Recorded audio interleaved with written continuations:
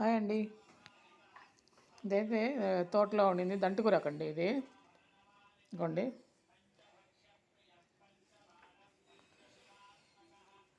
ఇట్లా ఉంటుంది. ఇదిగోండి కాడలు అయితే మనకి ఇంత లావు కూడా వస్తాయండి, ఇంకా లావు అవుతాయి బాగా.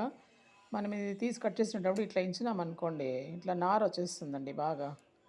మనం మునక్కాయకి తీస్తాం చూడండి, అట్లా ఇది తీసేసినామంటే గాన ఇదిగోండి. మళ్ళీ ఇదంతా లోపలంతా లేతగానే ఉంటుంది. మనకు చాలా బాగా యూజ్ అవుతుంది ఇది. తాళింపు చేసుకున్నామంటే, మామూలుగా ఇట్లా కూరాకులకి వేసి తాళింపు పెట్టేసినామంటే చాలా బాగా యూజ్ అవుతుందండి.